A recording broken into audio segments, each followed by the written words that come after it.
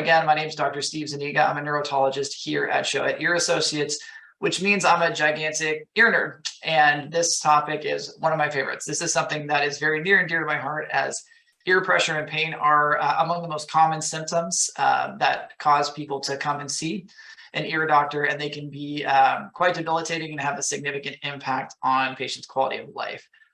So I'll get through this presentation as expediently as I can so that we can allow for plenty of time at the end of the presentation for questions and comments and anything that follows there. So let's get into it. Let's burst this bubble on ear pressure and pain.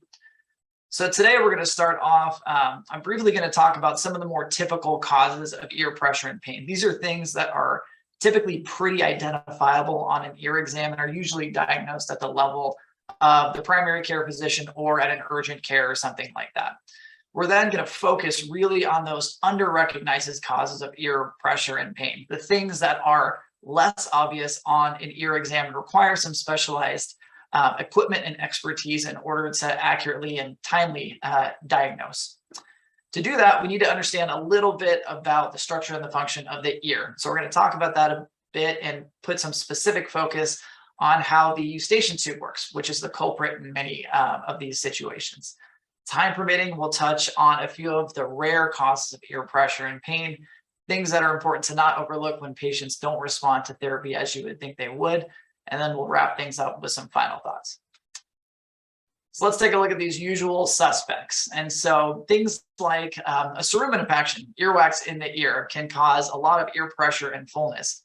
Once you clear that out, people feel like their ears are much, much better. We here are in Southern California, and so we have a lot of water polo players and a lot of surfers. And so we see a lot of swimmer's ear, which is acute otitis externa. It's a swelling of the external ear canal that causes a lot of pressure and pain, as well as bony growths in the ear canal that are thought to be in response to recurrent exposure to cold water. These bony growths can cause near complete obstruction of the ear canal. They can cause water trapping after getting out of the water, earwax impaction, and are a big cause of ear pain and pressure. Foreign bodies in the ear canal. I'm looking at you, Q-tippers. So the cotton part of the Q-tip can actually break off and get stuck in the ear. And so we take out quite a few foreign bodies here, but this can be a big cause of ear pressure and pain. Another type of infection, this is an infection of the area behind the eardrum called acute otitis media, can also be quite painful.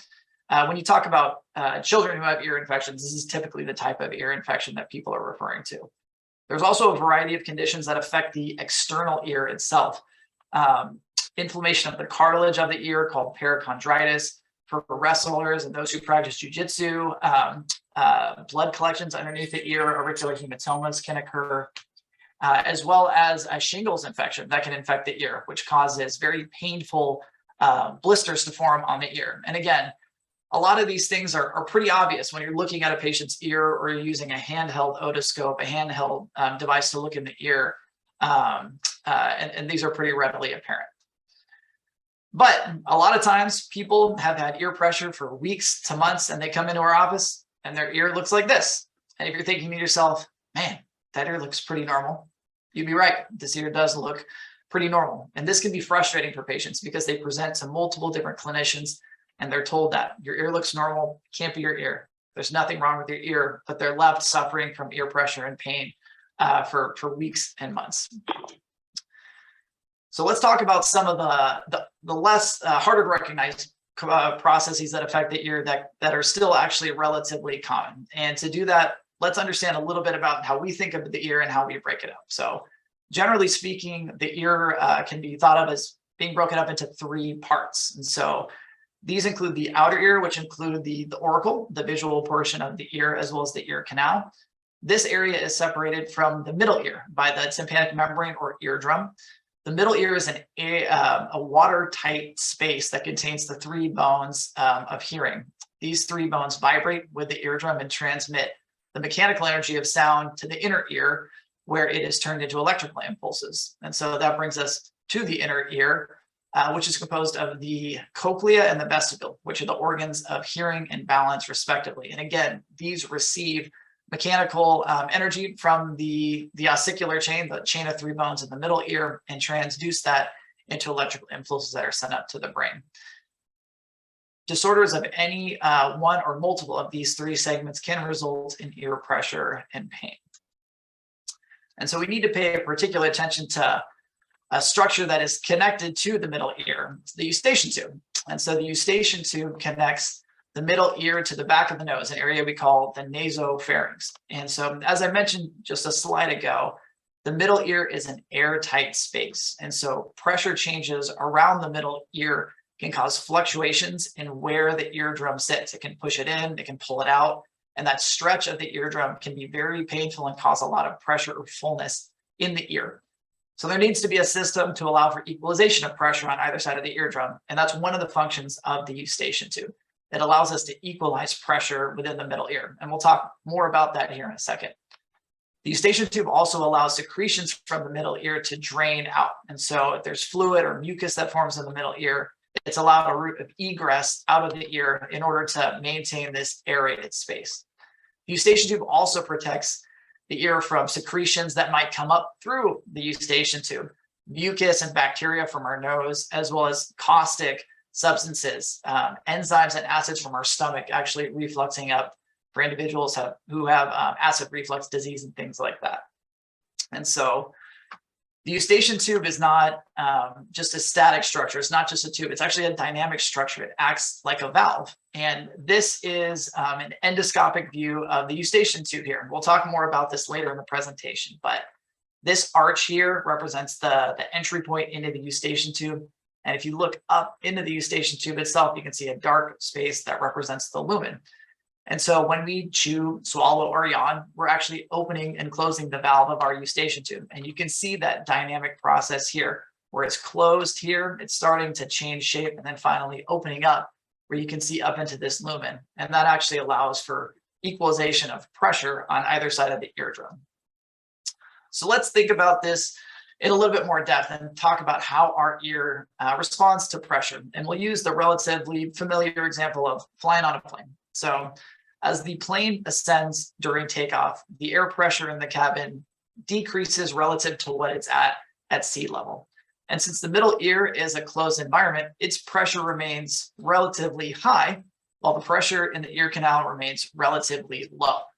Because of this, air pressure in the middle ear is actually pushing the eardrum out into the ear canal. And that bulging of the eardrum actually causes pressure and pain. So we need to equalize that. And so an air bubble forms in the middle ear, and this is actually pushed through the eustachian tube out into the back of the nose, and pressure is equalized on either side of the eardrum. Now, if the concept of moving a high pressure air bubble through a tube to equalize pressure sounds familiar to you, well, it should, because this is essentially what happens in a burp. High pressure develops in our stomach. This is moved up through our esophagus and out of our mouth in the form of an eructation or burp, allowing us just enough space to finish that last savory morsel. Now, the opposite occurs when the plane goes down. In this instance, pressure in the cabin now becomes relatively high to where it was previously. And so the ear pressure in the ear canal actually goes up relative to pressure in the middle ear. Because remember, we previously burped out that bubble of air. And so the air volume in the middle ear actually decreases a bit during this time, and it causes a vacuum effect of sorts. It actually sucks the eustachian tube back and in. Again, this is painful or pressure. Anybody who's flown in descent and felt that ear pressure and pain, this is what's going on in your ear. And so again, this time we need a small bubble of air to come up from the nasopharynx into the ear in order to equalize that pressure. And so that's why people tell you to try to pop your ears on the way down, to chew gum, to swallow, things like that. All these actions are opening and closing the eustachian tube. And so you're trying to encourage air to get up into the middle ear to equalize that pressure and relieve that eardrum stretch that's causing this ear pressure and pain. Well, what happens when the eustachian tube is not functioning correctly? Again, anybody who's flown with a cold or sinus infection knows just how awful a plane flight can be, particularly the descent. And this is typically due to inflammation of the eustachian tube itself. And this causes it to either not be open or not dilate appropriately. This can be caused by a variety of different reasons, bad allergies, and upper respiratory tract infection, sinus infection. Actually, we've been seeing quite a bit of this following COVID-19 infection. Some of these newer strains have a proclivity towards the upper aerodigestive tract as opposed to the lungs. And them settling up here causes a lot of inflammation, and the eustachian tube is one of the targets of that. There could also be an anatomic obstruction, something physically obstructing the eustachian tube itself. And this can include a pad of tonsil tissue that's in the back of your nose, known as your adenoids, which can be big and contacting the eustachian tube. Very rarely, this can also be a mass or a tumor that's existing in the back of the nose and physically obstructing the eustachian tube. And it's actually not letting that air bubble get up into the middle ear because of that. Going back again, this is an endoscopic view. We have special cameras that we use in the office where we can actually look directly at the eustachian tube itself. Here in this first panel, you see this is a nice, healthy eustachian tube. We see this nice arch. There's this dark area here, which represents the lumen or the opening of the eustachian tube. The vascular markings on it are very prominent. This is a very healthy situation. Here you see that those vascular markings go away a bit. There's some inflammation in the eustachian tube. There's inflammation within the lumen itself. It's not as open. Down in this bottom panel, even more. The mucosa almost looks boggy. And in the background here, you can see the adenoid pad, that tonsil tissue in the back of the nose, actually physically contacting the eustachian tube. And here in this last panel, you see, again, inflammation in the adenoid pad, and there's actually mucus in the lumen of it. All these things blocking proper airflow into the eustachian tube and resulting in pressure and fullness in the ear. Now let's consider the opposite scenario. When the eustachian tube is too open, you may be getting the sense that the eustachian tube needs to exist in this Goldilocks situation where we don't want it too open, we don't want it too closed. You want it to function just correctly. When the eustachian tube is too open, air and pressure can now freely move between the eustachian tube. And this can be particularly bothersome for people because not only can air move up there, but voice vibrations as well as breath sounds can move in and out of the ear. And so people say that they hear their voice or their breath echoing in their ears extremely loudly. Some people even say that they can hear their heartbeat pulsing in their ears, a condition we call pulsatile tinnitus. And these things can be extremely bothersome. Patulous eustachian tube, this condition of the eustachian tube being too open, can be caused by a variety of different reasons. Somebody who's had a significant amount of weight loss over a relatively short period of time can actually experience loss of a fat pad. It's pictured here with this arrow in the eustachian tube that contributes to the valve function. And so losing that causes a hollowing out of the lumen itself and a decrease in the function of the tube. Chronic allergies can actually cause this as well. You may remember from the previous slide, allergies can cause obstructive eustachian tube dysfunction, but over a long period of time, if you notice here in this second pane, the skin in this picture looks much more pale compared to the previous. And the inside of the eustachian tube almost has this hollow appearance to it. And this is what chronic allergies can do to the skin inside of your nose, the nasal mucosa, as well as the eustachian tube. And believe it or not, stress and anxiety is another cause of the patulous eustachian tube. Once we are more mindful, actually this can go away. So how do we get to know your eustachian tube? Well, it's really important to look at the entire system. We need to look at the ear and we need to look at the back of the nose, the other side of the system, to look at the opening of the eustachian tube. If you had a plumber come to your house to fix a leaky or a clogged pipe and he looked at one end and said everything was fine, you'd probably call another plumber. So we need to look at the whole system. To do that, the first thing that we utilize is a special form of microscopy called otomicroscopy. We have microscopes that are specifically designed to look in the ear. While looking at the structure of the ear canal, the eardrum is all important. We also want to know something about its function. We want to know how it's moving, how it's interacting with air pressure. And so one of the things that we ask you to do is we ask you to try to pop your ear. And we should see this. So we're looking into the ear, we ask you to pop your ear, and we can actually see the eardrum move. This is a normal situation. You're able to push air through the eustachian tube and it's presumably functioning normally. That, if we don't see that, can be an indication of obstructive eustachian tube. You're not able to move there. Now, again, considering that opposite situation, patulous eustachian tube, too much air is moving through. And so we'll actually ask a patient to breathe while we look at their ear under the microscope. And this is what we see. we can actually see their eardrum moving contiguously with their breathing. And the patient is able to sometimes perceive that movement of the eardrum and hear their own voice or breath sounds in their ear, which can be quite bothersome. We also have a variety of objective audiologic testing that we do. And so the eardrum, in a way, is kind of like a guitar string. So when you pluck a guitar string, it vibrates equally in either direction. Well, the eardrum should do the same thing. It should exist in this nice neutral position. When sound pressure comes in, it should vibrate in either direction evenly. And so we test that function.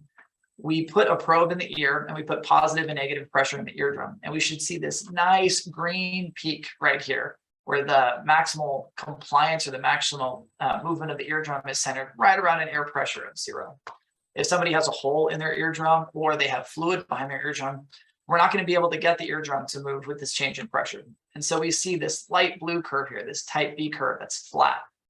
Now, in somebody who has eustachian tube dysfunction, obstructive eustachian tube dysfunction, and they're not able to aerate their ear, they generate a lot of negative pressure behind the eardrum. And so it sucks the eardrum in.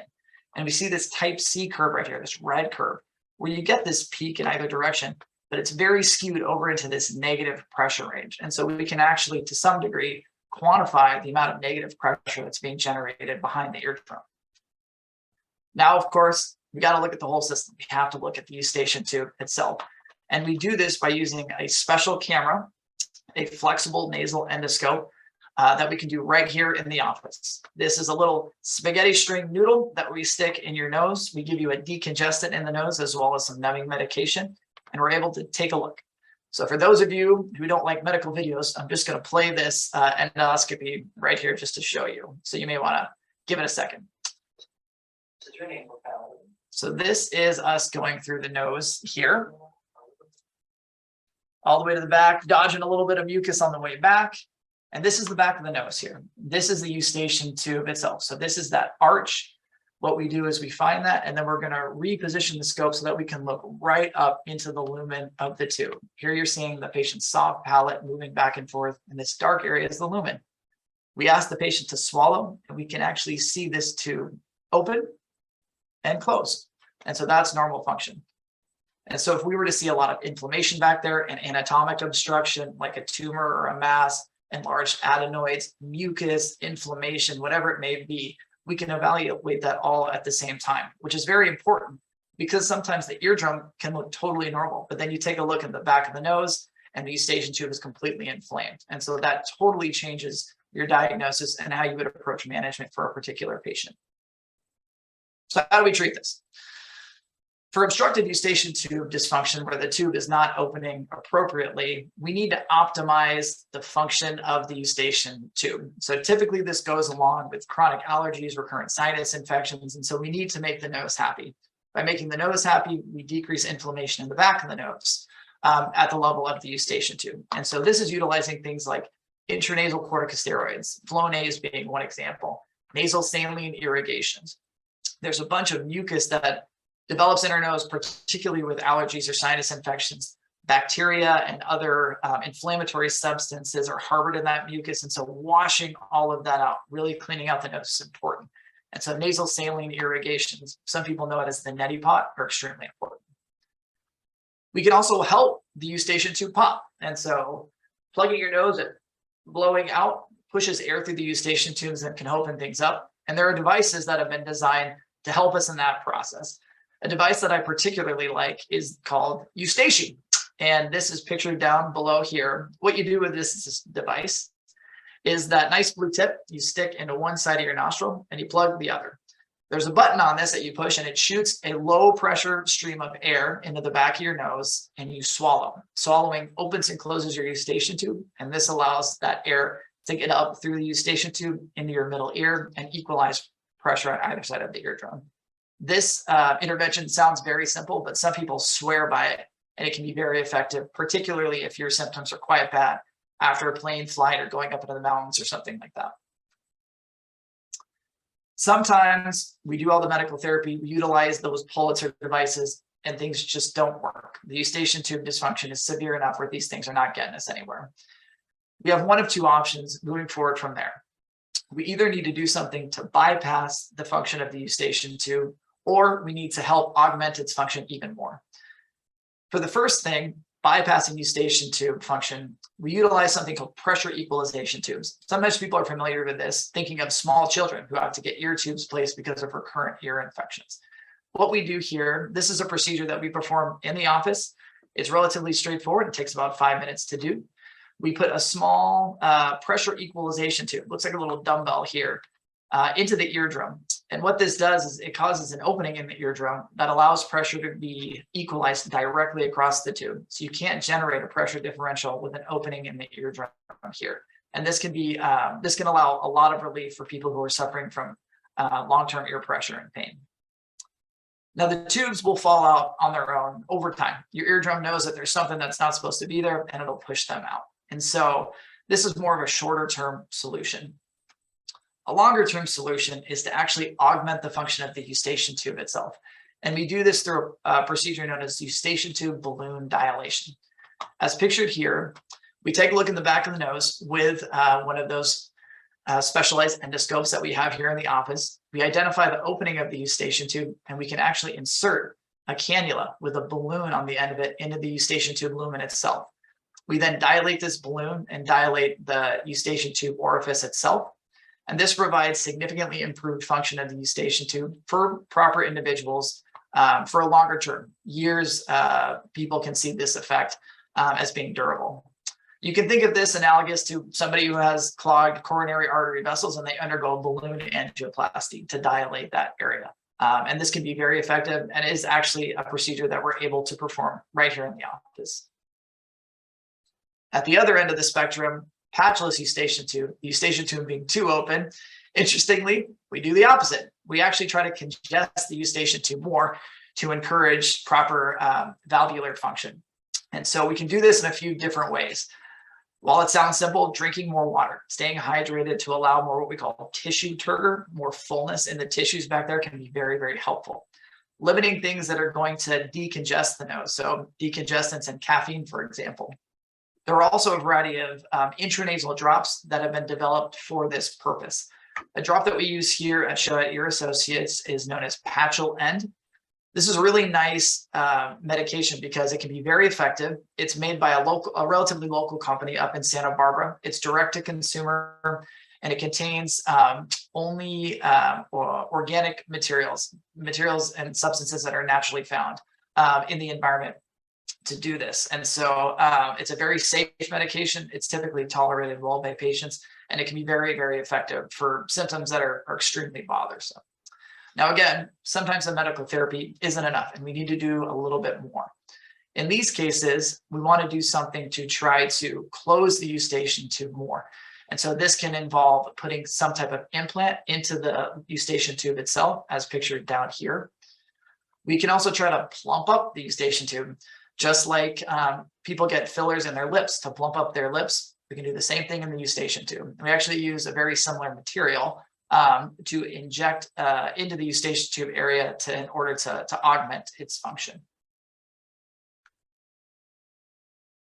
So that just wasn't more than you ever wanted to know about the eustachian tube. Let's transition a little bit to some of the other more common causes of ear pressure and pain outside of eustachian tube dysfunction. And so top of this list is temporomandibular joint disorder. Your temporomandibular or jaw joint is in very close proximity to the ear. So here's the jaw joint here. And actually, this is the ear canal right here, the bony portion of it. The back wall of the jaw joint actually is the front wall of your ear canal. So inflammation, infection, or pressure in the jaw joint can actually be referred to the ear canal and can feel as though there's sharp, stabby pain in the ear canal, or that there's a sensation of fullness. Some people say that they feel like they have cotton or water stuck in their ear, even though their ear otherwise looks normal. And so the causes of TMJ, grinding and clenching of the teeth, our muscles of mastication or our chewing muscles can generate a tremendous amount of force. And so if we're clenching or grinding our teeth, either knowingly or unknowingly, this can cause a tremendous strain on our jaw joint and cause there to be inflammation in that area. Some people, just like we can get arthritis in other parts of our body and other joints, they can get arthritis in the jaw joint itself. Stress. This is actually a very big cause of this. So somebody's going through a particularly stressful time in their life. You may find yourself clenching or grinding your teeth, either during daytime hours or while you're asleep during this time. And again, this causes a lot of stress on the jaw joint. Individuals with an improper bite, so malocclusion, can also be putting increased pressure on one side of their jaw as opposed to the other, and it can cause this to occur. So there's a lot of different things that we can do about it. Just like hurting another joint, hot or cold compresses can actually be very effective in soothing this inflammation. Overall, giving your jaw a break. Soft diet, eating foods that are soft, don't require a lot of chewing. Try to avoid things like meats, nuts, things like that put a lot of pressure on the jaw. Anti-inflammatory medications such as ibuprofen. These are nice because they are both a pain medication as well as an anti-inflammatory. And so it can treat the pain that's a result of this, but also the inflammatory process that's being generated by this TMJ dysfunction. If you are clenching or grinding your teeth, or you have some type of improper bite, a malocclusion, a splint or a night guard can be very, very effective here.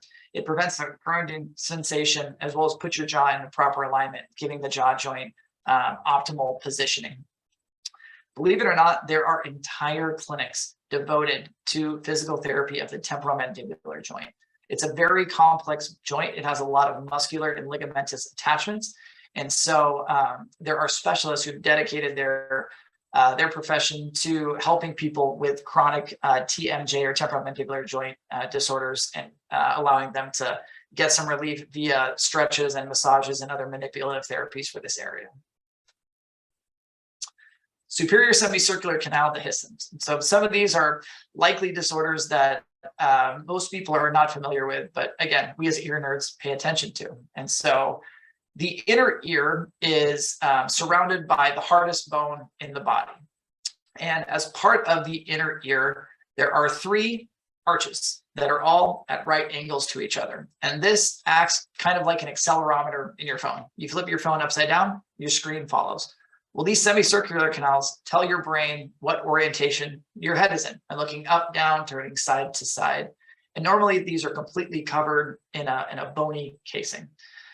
The superiormost of these canals, actually, its roof is the floor of our skull base. And at times, this can become uncapped. People either have a thin skull base that they're born with, or they suffer head trauma or something like that, and this canal becomes opened to the intracranial cavity. And so people with this condition report a variety of symptoms, most commonly something called autophony. You're able to hear your voice in your own ear very loudly. People also report symptoms of what we call conductive hyperacusis. They're able to hear certain body noises that you shouldn't be able to hear normally, such as your eyeballs moving in your socket, which I know sounds a little uncommon. Ear fullness and pressure can also be a cause of this because of what's happening in the inner ear. It can actually manifest as a sensation that there's something stuck in the ear canal itself. And so this is something that we can look for on a high resolution CT scan of what we call the temporal bones, which are the bones that house the organs of hearing and balance. And we're able to pretty readily identify this on those scans. We also have specialized what we call electrophysiologic testing, where we interrogate the electrical function within the inner ear, and that can give us an idea of whether or not it's bony covered. Treatment for this, depending on the severity of the symptoms, can include observation or surgical intervention. We can actually surgically resurface the superior canal to alleviate a lot of the symptoms that patients are feeling here. Inner ear eye drops. Again, probably not one that most people are familiar with.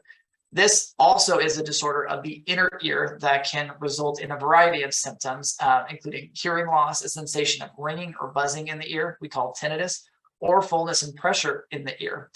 And the core of inner ear eye drops is an abnormality in how the fluid that fills our inner ear is regulated.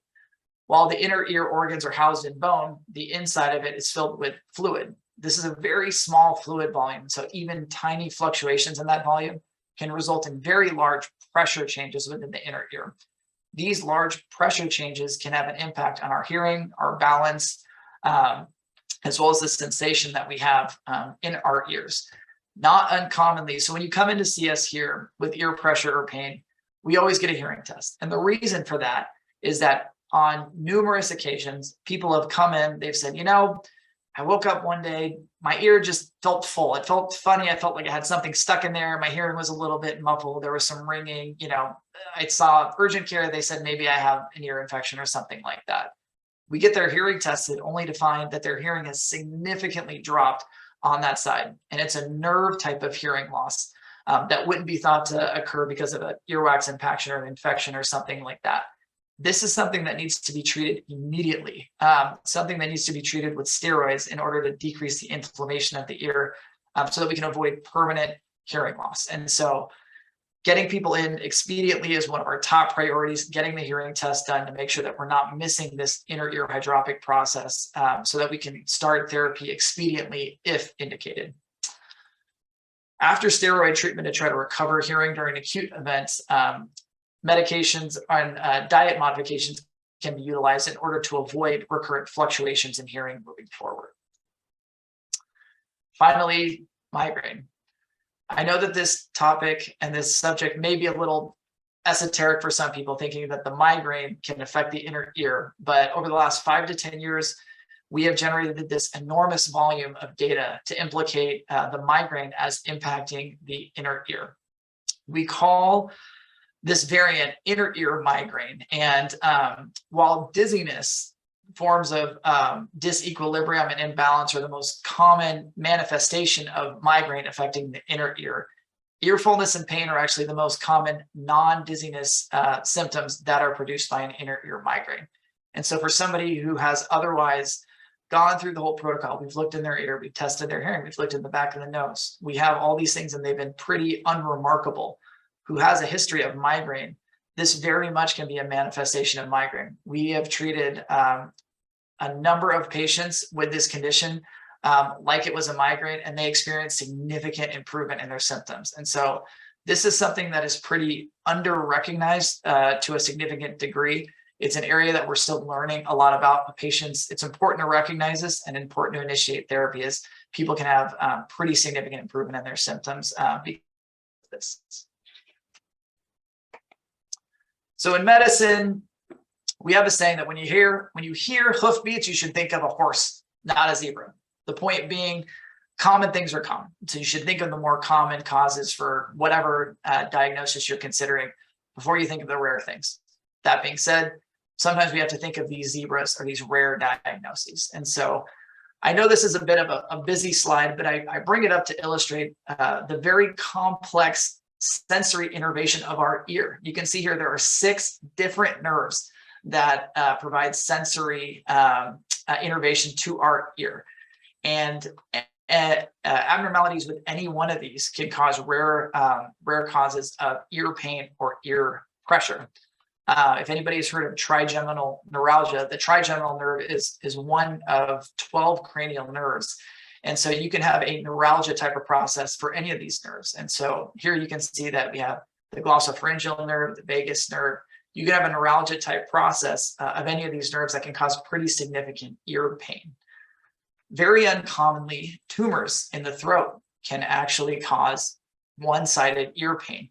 You may notice that some of these nerves appear to be emanating from the neck region. And so the same nerves that innervate the throat area actually provide innervation to the ear. And so pain or nerve irritation from a tumor in the throat can actually be referred into the ear. And so this is an important thing to think about in people who are not responding to therapy as expected.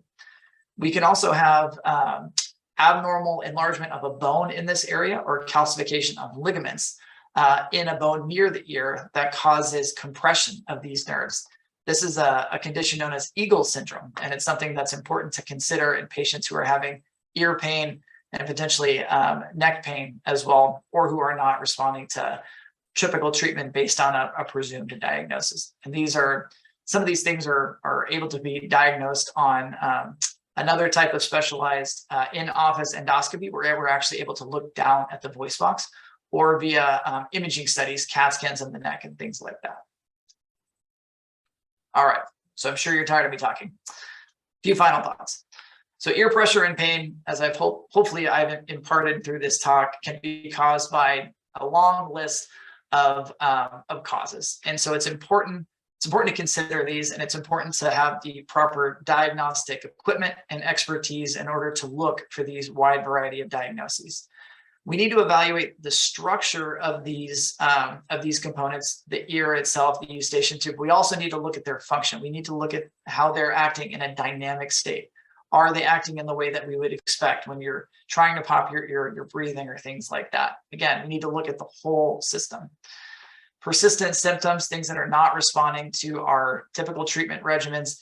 You need to consider some of these more rare causes of ear pain and pressure and investigate those appropriately.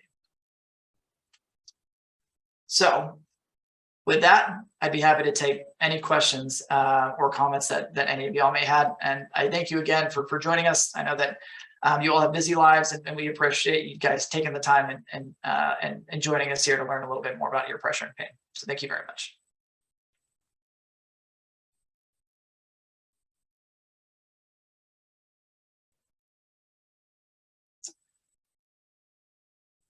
All righty.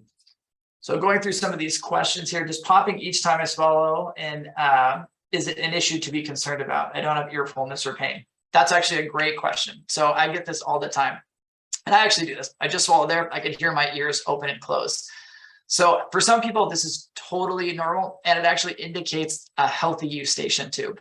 The eustachian tube typically has some degree of mucus in it. And so the opening and the closing of the eustachian tube, you can sometimes hear either the eustachian tube opening and closing because of you're feeling or hearing that mucus moving around, or you're actually hearing your eardrums move in and out. So that's a great question.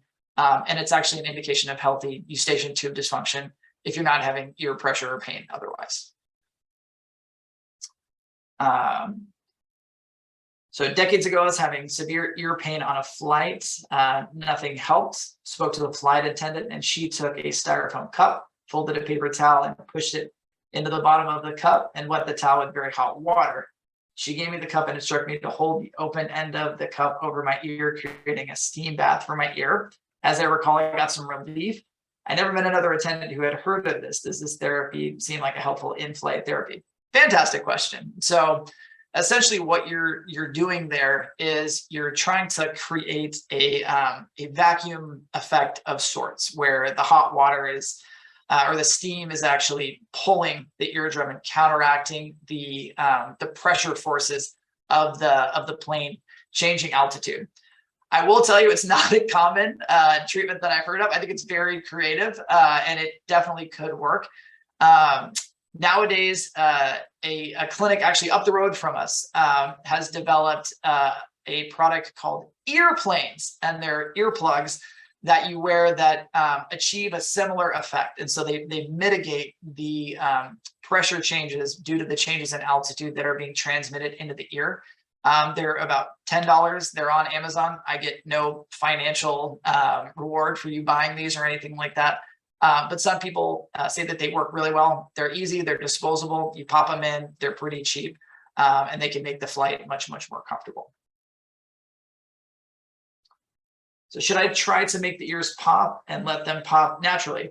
Great question. So I get asked this not infrequently. Is it safe to pop my ears? And the answer is a little bit nuanced. So how divers, or one of the ways that divers clear their ears when they're descending, is that they plug their nose, they exhale against those closed nostrils gently, and they swallow at the same time. And so really your ears should pop with relatively minimal force during the exhale. And so by swallowing at the same time, you're actually activating the dilatory function of the eustachian tubes. So you're not just trying to push air through a closed valve.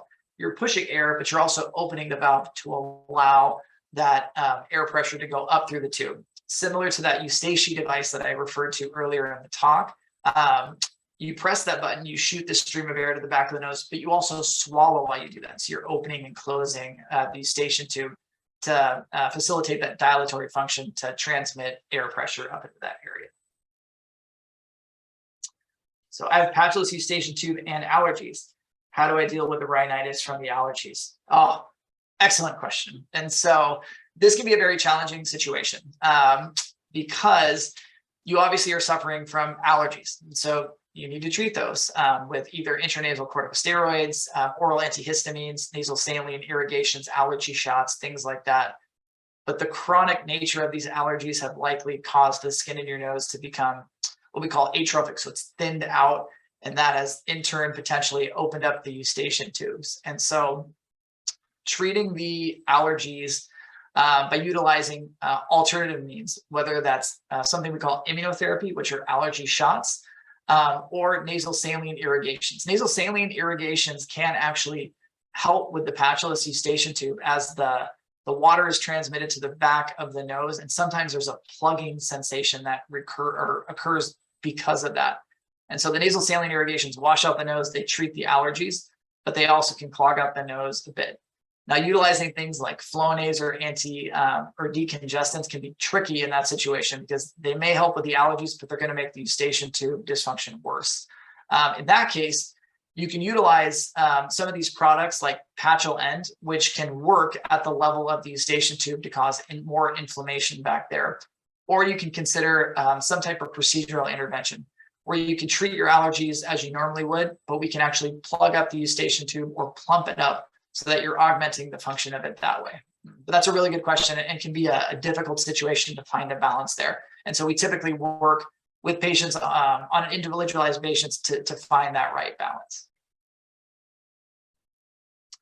So is it easy to test for benign positional vertigo, and how common is this condition?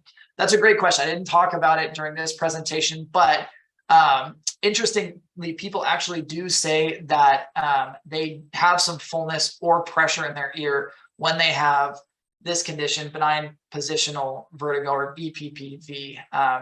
Just as a reference for everyone watching, this condition, BPPV, some people refer to it as the crystals in the ear. It's when small crystals that are supposed to be in the ear come loose. They float around in that fluid within the inner ear, and during certain head positions, these crystals are moved to an area of the ear that cause very significant vertigo, a sensation of spinning. And this can be accompanied by fullness or pressure. The short answer is yes, BPPV most of the time is pretty straightforward to diagnose. There's a very specific diagnostic maneuver we use called the Dix-Hallpike maneuver. We can perform that here in the office, and we should see very specific symptoms from the patient, and we should see very specific eye movements. We actually see the eyes twitch up and over, and that is diagnostic of BPPV on the Dix-Hallpike maneuver. If that's the case, we do a repositioning maneuver to reposition those crystals and alleviate that dizziness. There's a variety of different maneuvers we do. Most of the time, something called the Epley maneuver is the most appropriate intervention. But with that, people do say that their ear feels full, and it may be a result of processes occurring in the inner ear. Some people actually say that after treatment, it feels as though their ear has popped, and they get relief from that. So really good question, something I didn't bring up in the talk today. So yeah, follow-up question to the patulous eustachian tube question that was earlier, asking whether Flonase can actually make patulous eustachian tube dysfunction worse. It is suggested that yes, Flonase can potentially make patulous eustachian tube dysfunction worse. The reason being is Flonase is an intranasal corticosteroid, and it works by decreasing inflammation in the nose.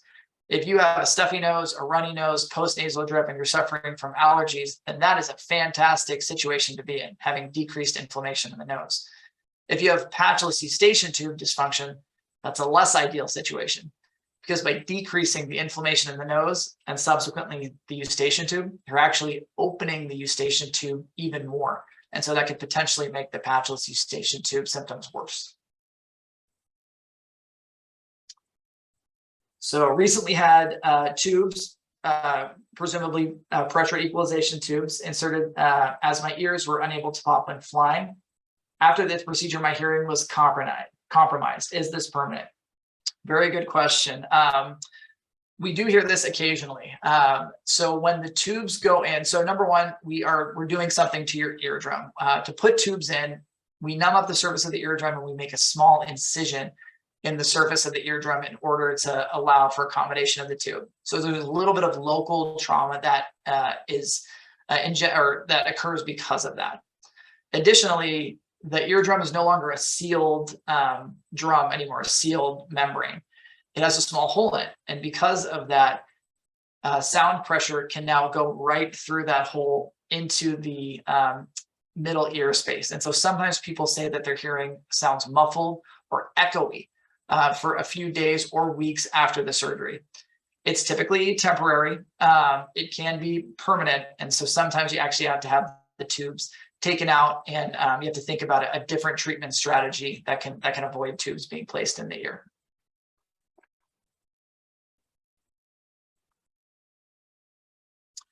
So asking about advice to keep the ears clear when flying. Great question. We get asked this so much. We actually have a fun handy dandy sheet that we have available on our website. And just to summarize here, so yes, putting your eustachian tubes in optimal condition is best when flying, because again, here on the ground, the pressure changes that we experience on a day-to-day basis are pretty minimal. You know, you may go up in an elevator, you may go up into the mountains, but that's not that significant. On a plane, you're pretty rapidly ascending. And so the pressure change is not only quite significant, it's quite rapid as well. And so you're really putting your eustachian tubes to the test here. So doing things that open them up as much as possible are very important. So pre-flight, using something like Sudafed, if you're able to tolerate it and you don't have any conditions that would preclude it, as well as Afrin, which is an intranasal decongestant, can be very, very useful because it helps everything open up in the ears. Ear planes, the ear inserts that I was talking about earlier, can also be very, very helpful. Doing things like chewing gum, swallowing, sipping water can be very helpful because you're continually opening and closing the eustachian tubes. You can actually try to pop your ear during the flight. You can do that safely. Using one of those Politzer maneuver devices, the Eustachian being one of them, can also be very useful after you get off the plane if your ears don't pop within an acceptable amount of time after you get off. And so all these maneuvers are great. Again, I have not heard of the styrofoam cup. If anybody wants to give that a try, please let me know. But yeah, there's a variety of things you can do in that regard. How common is the patchless condition? Very good question. Quite uncommon, actually. The vast majority of our patients, if they have a eustachian tube dysfunction cause for their symptoms, the vast majority fall into the obstructive category here. Most of the time, the tube is not dilating appropriately. The patchless form of that is much rarer, and because of that, many clinicians are not aware of it, or they see it very infrequently. And so it's just not necessarily something that's at the top of their minds at the time of diagnosis. And so knowing that, it's something that I look for, and all the clinicians here look for during every clinical encounter. Again, we're an ear specialty clinic. This is something that we see quite frequently, or relatively frequently. And so it's something that we know to look for. We know to perform the specific maneuvers, and we actually have specialized testing that our audiologists, who are doctors of audiology here, utilize to try to diagnose this. And so, very good question.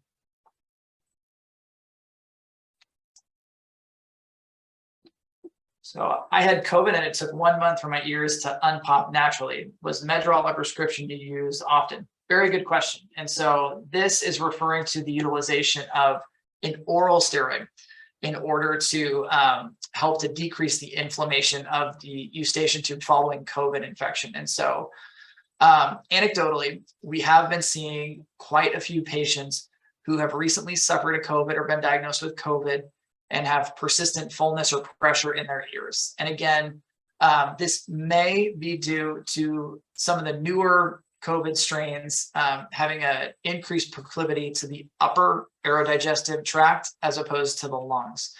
And so because of that, you get increased inflammation, presumably in the nose and in the eustachian tube. If you review the most up-to-date literature on the subject, because this has been studied quite extensively, oral steroids have not been demonstrated to have a significant impact on the inflammation at the level of the eustachian tube. So typically, when people take these steroids, they don't have a clinically meaningful improvement in their symptoms. That being said, some patients with COVID have been shown to have some improvement with some steroids. The steroid that is being referred to here is something called a Medrol dose pack, which some of you may be familiar with. It is a taper of steroids. So you start at a higher dose, and then that dose tapers down to a lower dose over the course of several days. Some people may have benefit from this. If you do not have any other, steroids can be complicated if you have other medical conditions, things like glaucoma, cataracts, diabetes, high blood pressure. If you have psychiatric conditions, things like that, steroids can really be bad for those situations. And so we discuss the merits and the drawbacks of steroids with our patients on an individualized manner. And for some people who are really suffering a lot of nasal inflammation and a lot of pressure and pain, a Medrol dose pack or oral steroids can't be useful. But traditionally, that hasn't been the go-to therapy, as it hasn't produced a very robust clinical effect.